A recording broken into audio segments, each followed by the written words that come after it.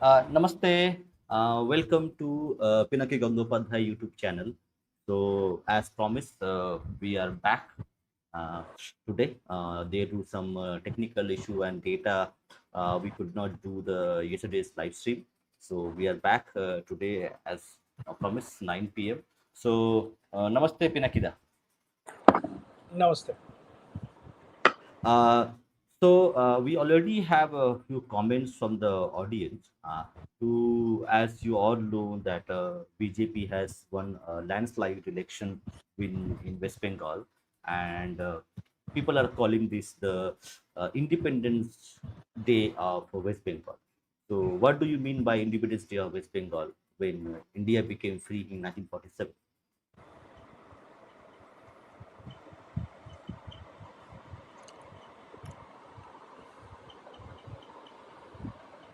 Yeah, Pinakida, you're able to hear me?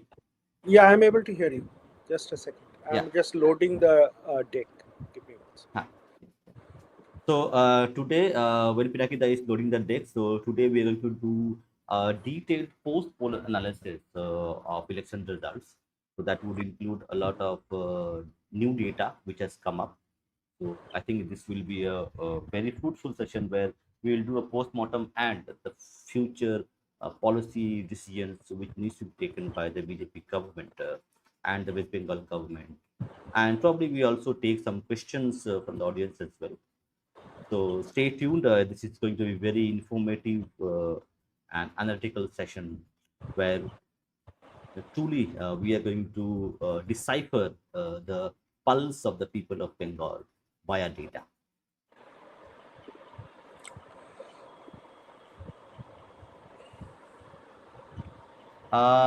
Anirban, till Pinakita is loading the deck, could you highlight the Narendra Kumar's comment on English newspaper? Okay, we have the deck. Yeah, yeah, Yeah. Pinakida, please. So, thank you everyone and good evening. So, we are getting started with a very different kind of a conversation today, and this is the conversation is basically around the narrative, which is not reflected in the numbers. Okay, so Bengal's civilizational uh, leisure, which we are calling it, but it's the narrative beyond the numbers and a structural analysis of how that pole rapture happened.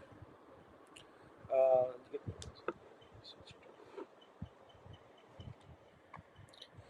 uh, okay, so let's get started. So here, what we'll get to discuss today is primarily on what are the drivers that has led to this, and beyond the obvious ones that we all know, and then go into a question and answer session, and would appreciate any questions coming from your end. So the structural statistical reality today is that BJP stands at 206 seats and Trinamool as 81. Congress 2, Humayun Kabir 1, 2, both won by the same person. So left 1 and ISF 1. The thing is, out of this 81, almost 39 are Muslim candidates, and two Congress candidates who won are also Muslim candidate. Humayun Kabir 2 seats Muslim candidate, left 1 Muslim candidate, and ISF 1 is also a Muslim candidate. So you have a parliament, you have an assembly where you have a 39 plus 140 plus 45, 45 people out of say roughly 90, which is 50% of the opposition is Muslim, and 45 out of 294 seat assembly is is your is 25% of the total assembly. So that's a huge mandate that the Muslim community has won. We have always thought that the Hindu consolidation has happened, But at the same time, we have overlooked the fact that Muslim consolidation has happened, not directly reflecting in the number of Hindu candidates fielded by the TMC, but in the Muslim candidates fielded by the TMC. So what has happened is that the math has broken. The majority consolidation plus divided Hindu vote is no longer a mathematical sufficiency, because we have the politics of Bengal has always banked on the fact that Hindu votes are not consolidated. But this time, Hindu votes have consolidated in a very huge number across the North Bengal, Jungle Mahal urban centers. And the myth that has been broken is that narrative of Bengal as surrendering to Delhi has completely failed, because with the trust deficiency that the political parties in Bengal has always shown in or kind of peddled in terms of the Delhi, this has not worked well with the people in Bengal today. The part that I'm very interested in is that beside these numbers, these numbers tell a story, but these numbers will change.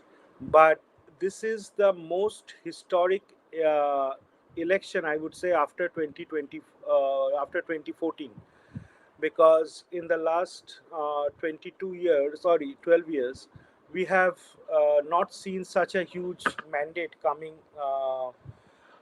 our way, or when I say our, means BJP's way. And this is a mandate in favor of the nationalistic emotions that Bengali people have kind of kept it at the back burner, but now it is at the forefront of all this. What this election has done is that it dismantled the old system of a romantic Bengali era, of Bengali cultural era, where culture was without power, intellect was without enforcement, welfare was without dignity, and Bengal pride was without security. So these are very, very important cornerstones of any if we want to if we wanted to change it. The change really is in these four areas. That okay, we need the political power before we exert our cultural power and soft power. As you have seen, that India becoming economically strong first, and then it has started a lot of these soft power initiative across the world. Second, without intellect, without enforcement. So we have Bhadralok, and the intellectual class of Bengal has always been a kind of a Upadeshta committee, or kind of in that zone of non-execution and non-enforcement. But that intellect, when it is being governed by some other people who are intellectually not capable of handling the governance, it becomes a huge gap in execution. Thirdly, when welfare schemes are rolled out, it is rolled out without a dignity, without it is just a vote becomes a vote. It has become a vote bank politics for every party. So that's another thing that has broken, because welfare schemes, although there were a lot of welfare schemes that Mamta government has put in place, but that wasn't enough to override the dignity that the people of Bengal has lost, especially the women. Bengal pride without security. We have talked about Bengali Ashmita, or Bengali pride and Bengali superiority. But when our borders are porous, when our security is at stake, when the killings are happening at a random pace, then this pride doesn't mean much. So this election actually dismantled that. We prioritize security over Bengali pride, because Mamta Banerjee was trying to peddle that again with saying that their Bengali pride and these people coming from outside Kolkata, Bengal, cannot be the masters of Bengal. So no one wanted to be the masters of Bengal, but we have to make sure that the security happens. So what this new system is actually doing or talking about, it is creating a culture-backed state power.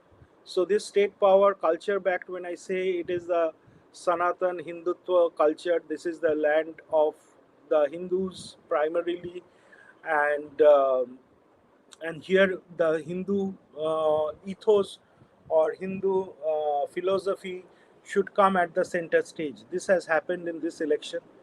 Intellect has been paired with enforcement and borders and other areas where people actually has taken this up very seriously.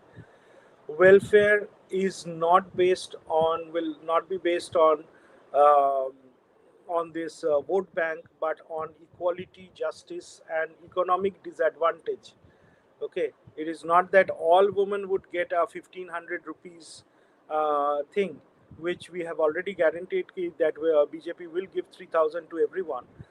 But I think that has to be more equitable. But that's again my personal thing. It's not a party thing. Bengali identity fused with security. So that security first, nation first, these kind of things have come to the center stage in this election. So Bengal has actually not become less intellectually, but Bengal has become less romantic, as I would say, because we have moved out from those Pathonatica and those street plays and music and song and all the artists coming from different parties and performing on stage and gathering vote and garnering vote. So those kind of things have kind of, we did not see this time. We did not see those television and movie stars getting tickets, especially from BJP. We did not see those intellectuals, left-wing intellectuals, creating those march on the streets of Kolkata and creating an atmosphere that we are losing everything as we subscribe to Hindutva. Okay, so that's a huge shift in the grammar of Bengal politics, and we have to really appreciate this fact.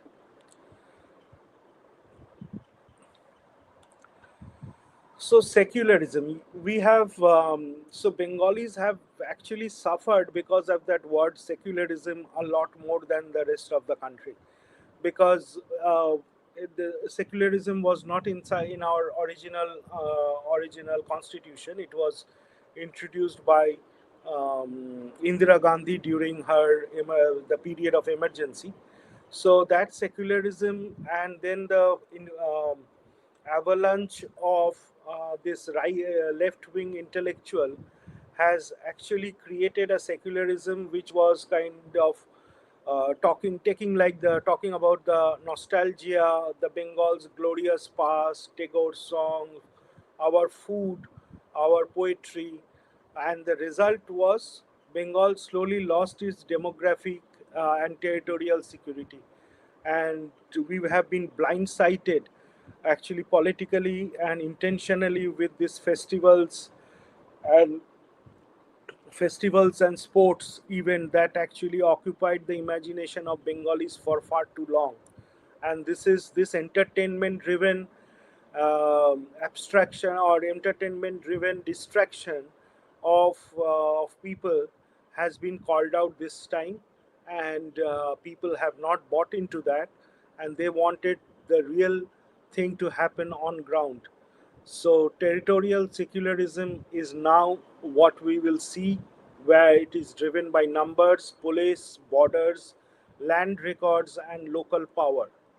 Equal law, equal citizenship, and equal protection.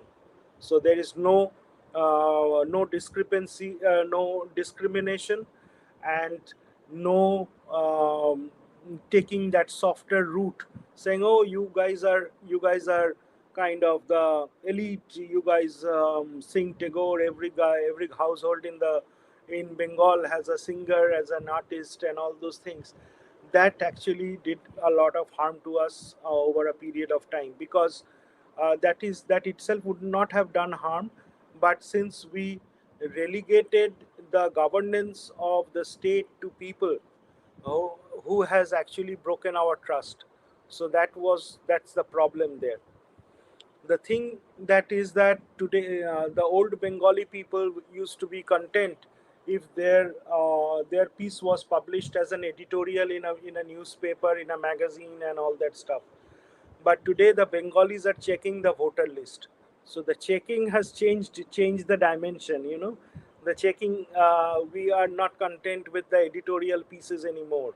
We are more on the Instagram, on the Facebook, on creating, supplying data than the huge amount of data that has been cropped up by different individuals during this election time, uh, capturing, I mean, showing what people had said in the past, what their performance is, has always created a narrative. And we actually ran a campaign saying Nir Mamata Sarkar, where we structurally showed how Mamata government had failed in all the areas of governance.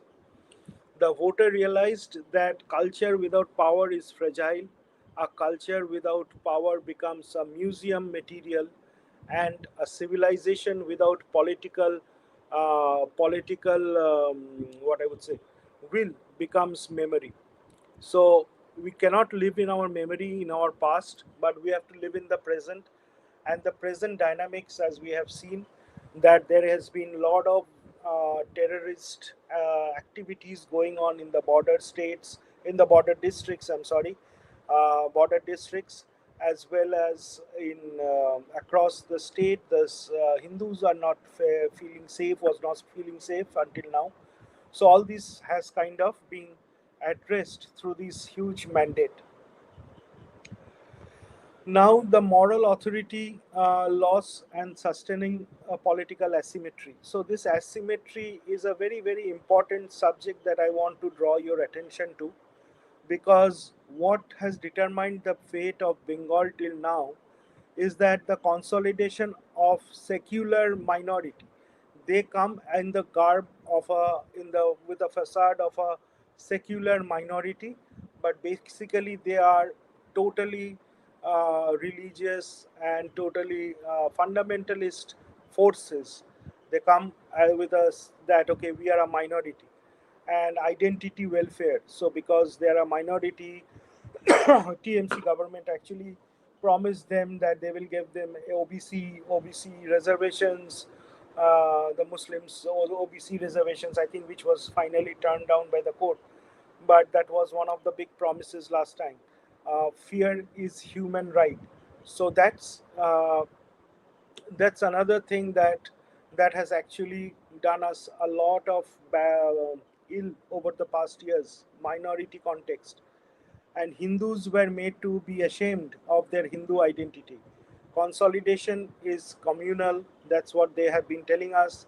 Identity is majoritism, and fear is dismissed. So Hindus can have fear, that part itself is dismissed. Yeah, we have seen in lot of pockets in Muslim dominated areas in Kolkata, even in Kolkata, I would say, that chunks of Hindus feared that at a flashpoint, their life can become a huge, or is at a huge risk. The Bengali Hindus did not vote against equality. What they did is they voted against the asymmetry, this imbalance of power. The regime assumed that Hindu population accepted this arrangement. They were wrong, and this mistook Hindus' patience as content. So, what Hindus showed there as being more accommodating, more and less vocal, so it was taken as a weakness of the Hindus. And this time, this vote has actually turned that thing upside down and said, okay, we are happy to give you equal rights as a citizen, as the constitution will guarantees, but at the same time we cannot live as a second grade citizen, being a minor majority in our own country. And that is where fundamentally our was the argument that Shama Prasad Mukherjee made when uh, they said, when he said कि Hindus cannot be a perennial minority in their homeland. So this is a very important aspect that we had dismantled this time. Also, the voter has been living in a fear network of fears, local club, panchayat syndicate, police station, contractors, major minority brokers, youth gang, festival permissions, festivals, and so there is a lot of pressure that is invisibly created by this. Even this is where the Hindu-Muslim divide actually breaks. It happens even in the Hindu-dominated areas as well, because TMC had bred a culture of decentralizing the fear network, and they have managed to run a parallel state at every neighborhood, I would say, where few people call the shots, and that is this vast network of thousand mini states controlling our everyday life. So this has been dismantled this time. We are extremely happy. The Bengali voters should be extremely happy that the environment of fear has been dismantled. uh, so Bengal just did not defeat a party. I would like this to be one of our themes for today. Is that Bengal did not defeat a party. Bengal defeated thousands of small thrones. You know, all these neighborhoods they had their own kings, and the king had few of his own generals who would run riots across that neighborhood. So this time, this change in government, I hope this will be taken up very seriously. That there is only the rule of law and no party rule that will dictate any party rule, in the sense ki there will not be these small gangs which will control the people's voting pattern, or control whatever people are supposed to do in their own right mind. I'll briefly touch upon the constitutional reversal that I spoke about the last day. See this in 1946, the state, this has been 80 years since 1946, and this vote actually brought back the Hindu state of West Bengal into the larger Indian national state, Indian state. So Bengal has been living a separate life, and this has been a thing for many years, or many decades, I would say. And the center and the state divide has actually costed us a lot of agony, economic agony. Our education, our everything has suffered because of this. So the cost of fragmentation has been that state failure, lot of street violence, Hindu living in the fear, and neighborhood defenses that happened with Gopal Patha and others. So while Shama Prasad was taking up the national political agenda of or the Hindu political agenda, Gopal Patha was fighting it out on the street. So that is an area from 1946. Excuse me. In 2026, the arrival of consolidation, democratic assertion, state capital via ballot, Hindu mandate, and institutional security. So these all things are actually on its way to come as the new government forms. The reversal of 1946 is not retaliation, it is building more stronger institutions that can help people to live in West Bengal with pride, with economic freedom, with freedom to life, with freedom to speech. Even if you recall, a simple cartoon actually landed a professor in Jadavpur in jail, making a cartoon of Mamta Banerjee back then. But today, you see the number of memes that have flooded the Facebook and all social media. So she's now totally powerless with that, and this is the meme culture is not great in it by itself, but again, that freedom of expression is there. So in that context, we can say, okay, it's a improvement.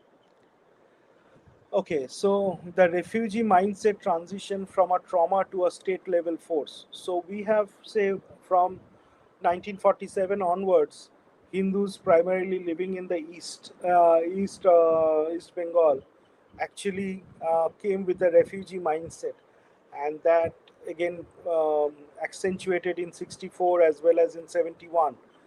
These three episodes, and again the continuous coming of Hindus as refugees to Bengal, as Bengalis could not come out of that, Bengali Hindus could not come out of that refugee mindset.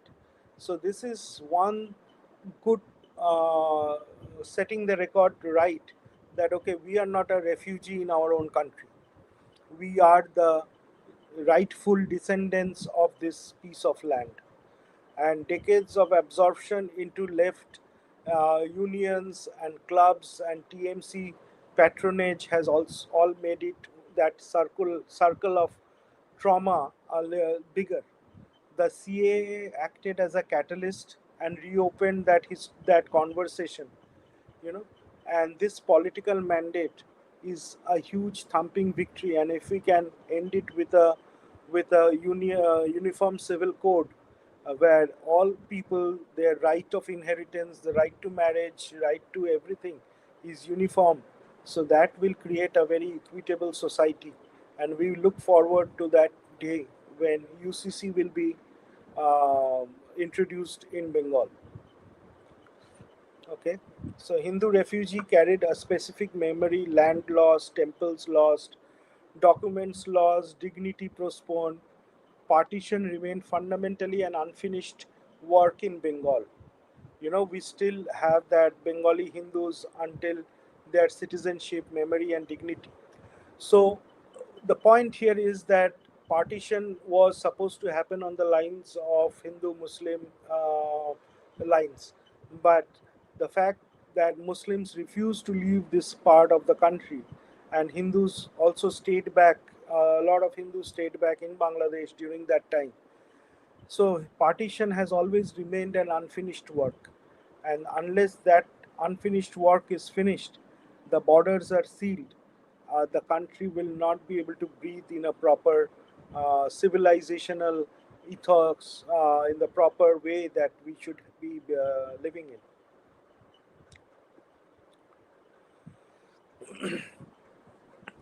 So, uh, see, the left taught politics through the class.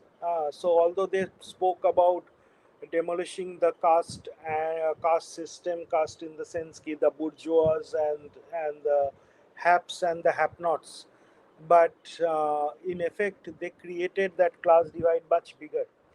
TMC actually taught that welfare will is basically a benefit, is a benefit.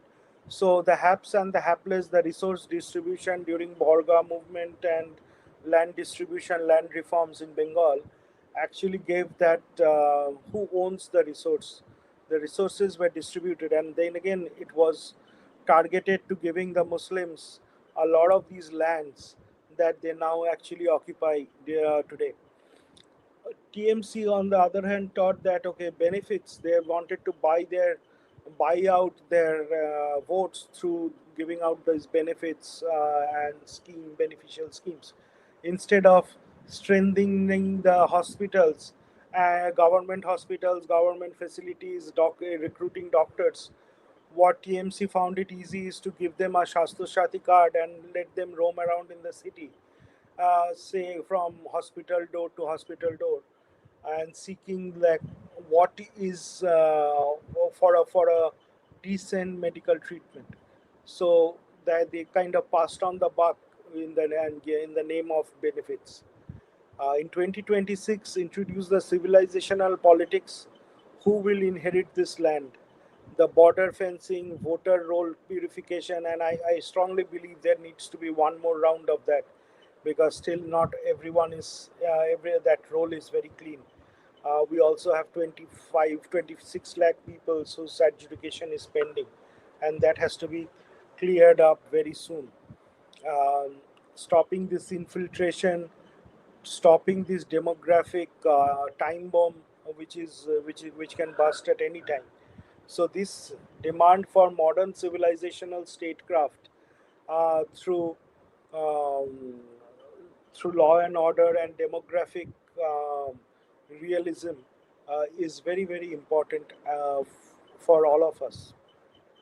I hope I'm making sense. If not, please write in the comments and we will take it up and stop and revisit any part that you would like me to revisit. So, Pinakida, yeah. just I think you the volume is a little bit less from your end. If you can speak little bit louder, that would be because we got a comment that the volume is little low. Oh, okay. Is it? I don't know if it is better. Better, better. Okay. So the emergence of modern. So what it has now done is the emergence of new Bengali Hindu modernity. So previously, our cultural roots, if you see Rabindranath Tagore and all the literary figures, Tagore is just one name that I put in because he represents the whole of the literary circuit or the that Renaissance period of Bengal. So Tagore, we have the Shakti Puja, we have Kali Puja, we have spiritual and religious roots. The Bengali today actually, and then we have these modern roots in terms of say Vivekananda to nationalism, all getting their birthplace in Bengal. The startups and say the ISI institutions like ISI, which was actually being uh, so ISI is the model that US actually copied from, and their own statistics department runs on the models that Prashant Mahanavish has created at that time. So now things have changed, but that's where they started their journey. So startup and constitution. So the new Bengali is a Bengali Hindu, intellectual and rooted, modern and dharmic. So these all things are not mutually exclusive. These all go hand in hand. And as we become more continue on this journey, so we need to think ourselves in these frameworks like Bengali Hindu, intellectual yet rooted in our past, modern and dharmic. So all these are needed, and again scientific as well. So historically, Bengal modernity was secular left, English educated, and embarrassed by Hindu political identity, all of that. BJP's victory signals that Bengal no longer has to choose between its cultural soul and national strategic power. It will integrate them. It will. There is the both can coexist, and that's the message that is very important that we deliver today.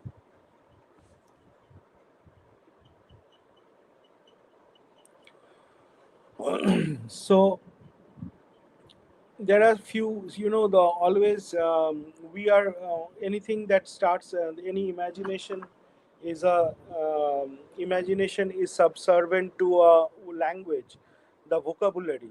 So some of these words like Hindutva, infiltration, demographic change, Shama Prasad, Noakhali, direct action day, Hindu victimhood, these were actually taboo words that Bengalis never spoke of. I see the Bengali Hindus never spoke of, or even when they spoke, people actually ridiculed them and called them out for talking, telling them means how can they be talking about Hindutva while Hindutva is nothing to do with Hinduism as a religion. It's our cultural and civilizational identity. So Hindutva infiltration and demographic change. We forgot Shama Prasad in the last 80 years. Noakhali, Direct Action Day, where thousands of Hindus were killed, um, and Hindu victimhood. So Hindus could not claim the victimhood being the majority population on paper. So now the future and civilizational responsibility that is bestowed on us is restoring our temples, supporting Sanskrit education, documenting our memory, correcting the history lessons that is being taught, Educational institutes needs to be totally modernized, as well as anchored, and students should be taught of the greatness that Bengal had, upholding law and mentoring the youth. So these things are our responsibilities in the coming day. When I say our, means every Bengali educated and who wants to be part of this process. Revolution in political vocabulary and end of excuse helplessness for Hindus. So these things are a very critical element.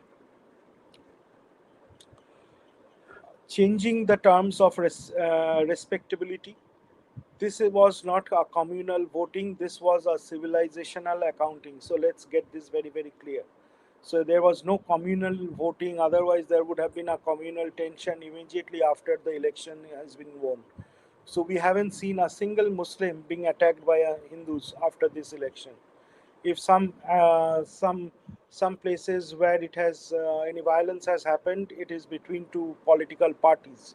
So this is a very important marker.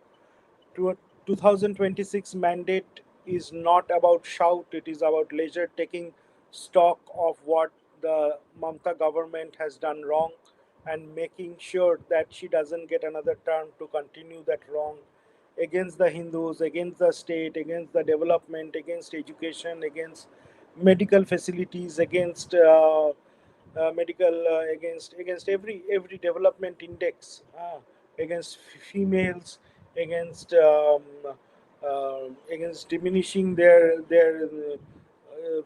woman's dignity. So she doesn't get to get back this chance again. Winning Bengal was politics, rebuilding Bengal is dharma. So let's keep this as our mantra and move forward. Winning Bengal was politics, rebuilding Bengal is dharma. For decades, a Hindu could be cultural, literary, devotional, and festival loving, but the moment he became political, he was called out as communal. And today, in 2026, we broke that glass wall ceiling. That 2026, that acquisition lost its power. The Hindu voter did not merely choose a party, he withdrew consent from a system that demanded Hindu silence as the price of secular respectability. So, this is a very important statement. I would like to reread this statement so that all those of you are listening, please focus on this as an important thing. So for decades, a Hindu could be cultural, literary, devotional, and festive loving, basically. But the moment he became political, he was called a communal. The same label was not again was not put against a Muslim when they were asking vote in the name of their community. In 2026, that acquisition lost its power. No one bought into that. The Hindu voter did not merely choose a party, he withdrew consent. And I repeat, the Hindu voter withdrew consent from a system that demanded Hindu silence as the price of secular respectability. So this has to be ingrained in our system. Ki this what this election actually did to us. And with that, I call it. Means I end this presentation, but I'm happy to discuss and take questions from here on. Uh, Bhupen, Yes, Pinakida, thank you very much for yeah, this wonderful presentation and also enlightening us a few of the very most important data points and also analysis in terms of civilizational, in terms of political, in terms of demographics and social. And yeah, we have a few individuals. We have Didi, Hindu Jada Didi watching us. She is part of our movement, and we also have some new guests who have come because Mr. Dhirendra Pundir had shared your channel link. So a lot of people from new people have come. So okay, Edwin, I would ask to can we go through the questions that are there So because there are few, I think three or four important questions are there. Let me just scroll it down. I Yes. Okay. Go ahead with this one. So Uh, let me read it out for the audience who are listening to this, because a lot of people listen to rather than watch it. So Retrowave, our subscriber from NavaVimarsh, is asking, what are the challenges that BJP would face in dismantling, co-opting the existing corrupt establishment and Bhadralok ecosystem in West Bengal that usually leads to bad governance? yeah, very, very good question. Uh, the challenges is resistance to change. There's the people as they people are normally resistant to change, resistant to new system of operations. But if we have a strong leadership, if the governance system is more procedural and more process oriented, then this dismantling is possible. There has to be well defined SOPs for everything that we would like to do going forward. And there are a lot of BJP would face in dismantling and co-opting the existing corrupt establishment. So that's a problem, because this the fringe elements in all the parties kind of keep shifting. So they were with Congress one point, and then with left, and then because they are the economic benefit seekers of any system, so they make the system corrupt. And it is through checks and balances that we'll have to ensure that this doesn't happen. And Bhadralok ecosystem is that, the silence educated yet silence preferring breed, which is not not into governance but into criticism, not into taking ownership, but just being on the edges, and avoiding ownership and talking about as a criticism. So we'll have to come out of that shell as a Bhadralok ecosystem. So there is, and I think you'll see this happening more. Um, and we kind of represent that same class ourselves, um, in this group that we have. So we have come out of that shell. So I hope that in the coming days, other people will see this change. Okay. Uh, Okay, that's a very interesting question. Do we need a tram system? The old trams that we used to see, now it is being disbanded. Yeah. So, do we need?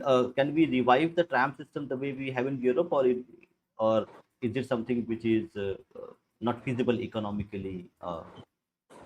It's not about economic feasibility. It is, see, there is, uh, when we talk about Europe, um, the roads, the number, the population, you know, a tram can, I have lived in these countries, so I know these trams even will run for two people sitting in that tram.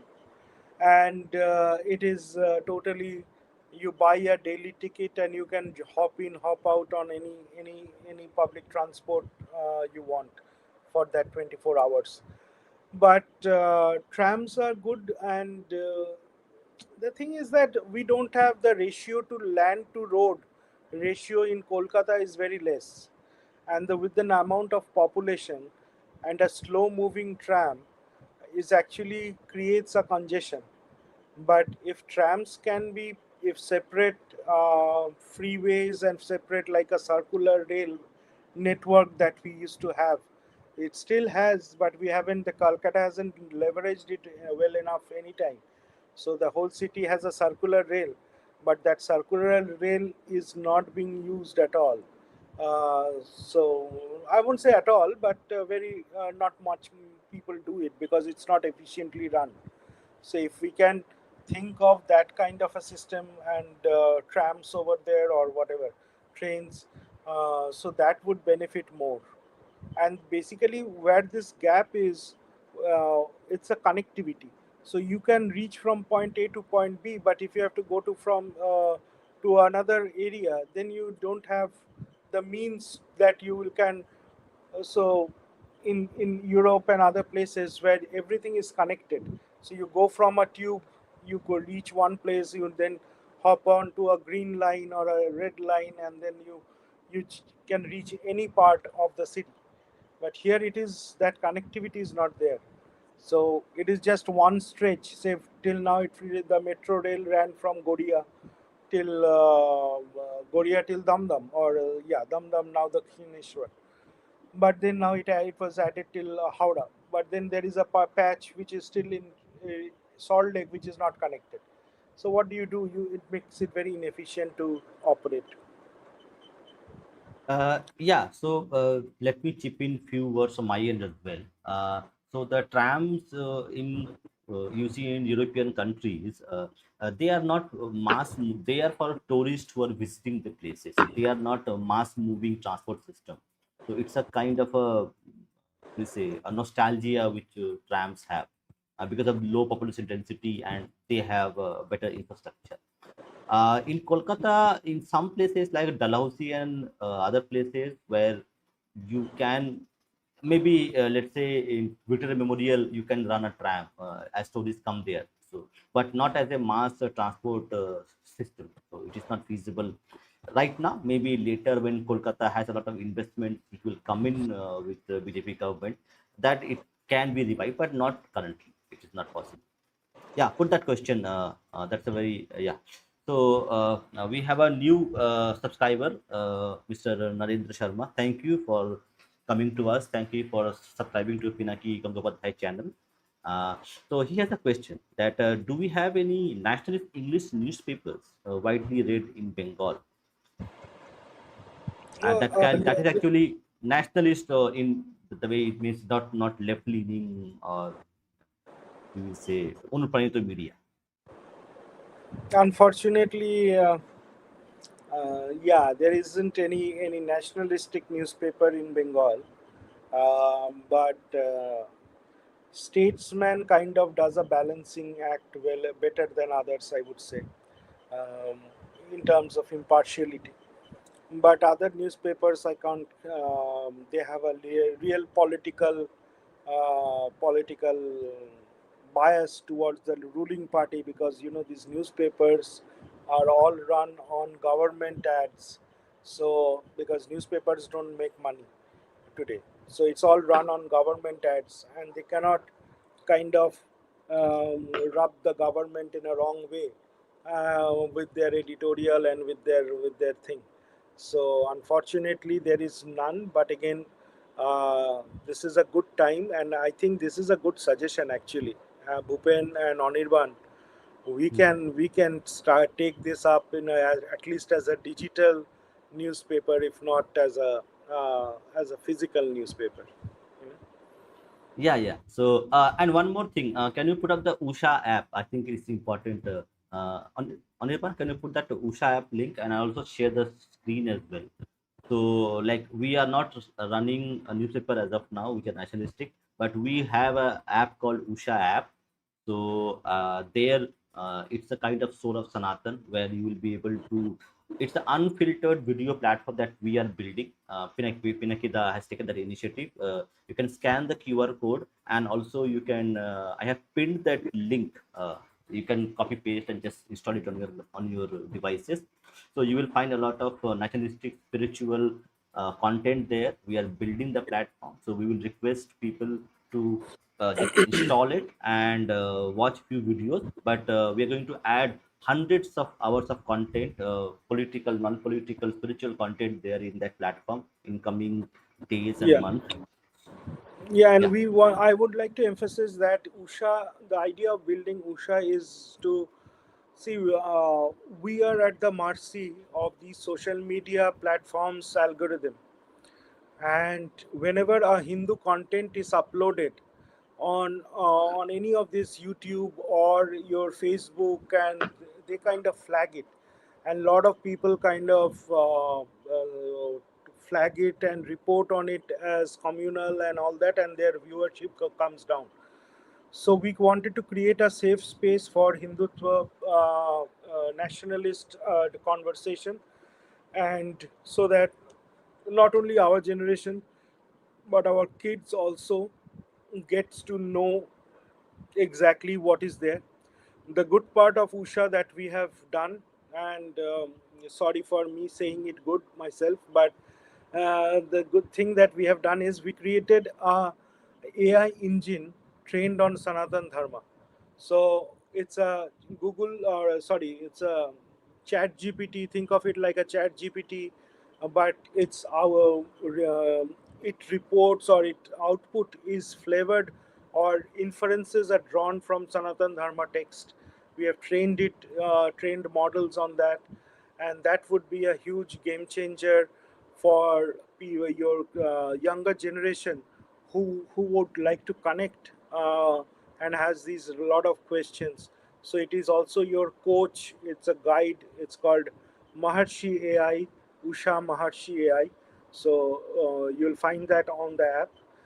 Beside, there is these video essays and streaming things, plus your podcast, um, plus your training sessions, which we are actually kind of starting soon. We are not yet there, but we are starting soon. It's a very intensive activity. We have a very small team to do it. So any contribution, any if anyone wants to come up with ideas, we are most welcome. So this is there. Uh, okay. Yeah. So this is a question from Barbarika. Asked, how does BJP plan on keeping out the goons from entering their ranks? That's a very legitimate and real question, which happened Yes. in 2021 as well. So, Yes. Pinakita. See, I think our state president Shomik Bhattacharya has been very categorically in saying that we are not going to take anything unfiltered. So there would be lot of filtration process. Obviously, it's a party. You cannot stop a person from joining a party, but that joining has to come through, especially in the leadership positions as a cadre. I don't know how you can exercise that control, but in the actual leadership positions, there will be a lot of filtering process, and the word that he used was they have to come through Agni Pariksha. So I hope that these bad elements burn out in that Agni Pariksha. We will take one more question we have regarding DA, and then we'll wrap up our stream for today. Admin, could you put that DA question, which is that's a very important question because, yeah. So we have Anand Gangwar. I think he is also not from Bengal, but very welcome to join and become a subscriber. Thank you very much. Do share our content. Do ask request people to subscribe so that we can get the authentic news from West Bengal. He is asking, sir, I want to know about the implementation of Seventh Pay Commission. Yeah. Is it possible to implement it within 45 days? Jai Shri Ram, Jai Shri Krishna, Jai Shri Ram. Yeah, so Anandji, this is possible and absolutely possible, and it is a commitment from the Prime Minister himself. So to implement it within the first 45 days. So yeah, absolutely, we'll be doing it, and you'll see it as one of the first few cabinet decisions that will come out. We'll take one more question, which is asked by Slevin regarding the propaganda and fake news spread by TMC aligned media and channels regarding rigging and other things. Can we get that? Let me see. Yeah, I got that.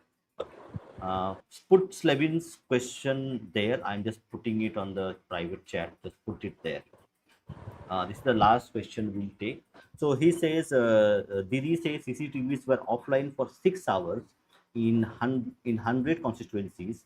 TMC workers were killed today, 3 deaths. Did that happen? So this is the news being spread in social media, in also some other platforms, YouTube, Yeah. Facebook. So The election commission has not confirmed whether this has happened or not.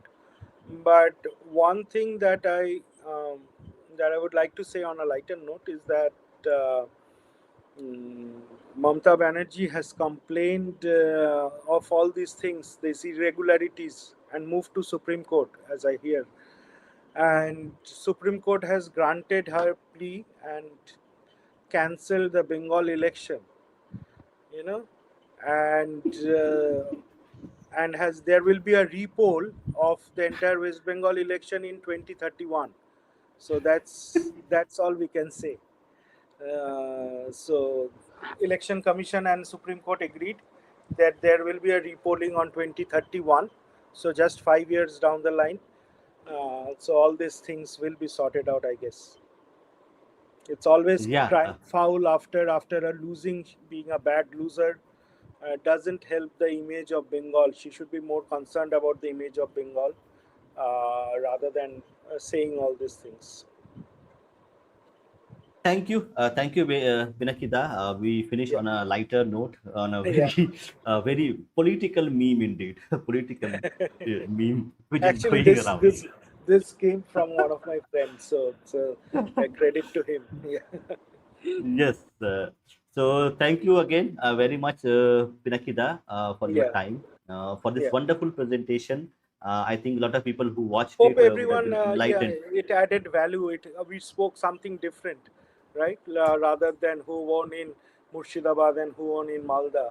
So we talked something different and something meaningful for discuss something.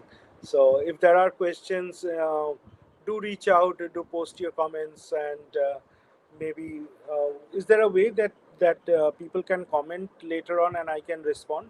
Yes, yes. So let me share the screen again. Hold on. I'm just sharing my screen. So for the audience who have not subscribed to Pinakida's channel yet, um, yeah, this is the one. So Advin, could you put the shared screen? Yeah. So this is Pinakida's channel. So the channel name is Pinaki Gangopadhyay. Uh, Single word, Pinaki Gangopadhyay. So if you just type this single word Pinaki Gangopadhyay on YouTube, you will be getting Pinakida's picture and that is his channel. So you can subscribe to the channel, and also on this video or many other videos we have, you can comment, and if you have any questions you can ask the comments. So Pinakida will be able to see those comments and they can answer them for you. So that's how people will be able to And communicate. also on Facebook, if you want to follow there, I keep posting a lot of stuff on Facebook. We are from an older generation, so we are not Insta ready, as I would say. But on Facebook, if you want to connect with me, please. Yeah, I am also sharing that as well. So I'm just sharing Yeah, Pinakida's Facebook page as well.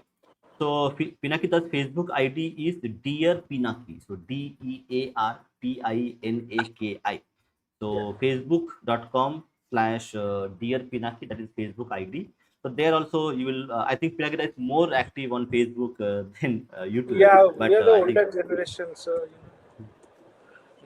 yes. So here you will find you can comment on the videos that we post here. He also is sharing the stories there, so you can connect there as well and ask questions. So wherever you feel like comfortable, yeah, do follow our Facebook page as well, and also YouTube. Subscribe to the YouTube channel as well.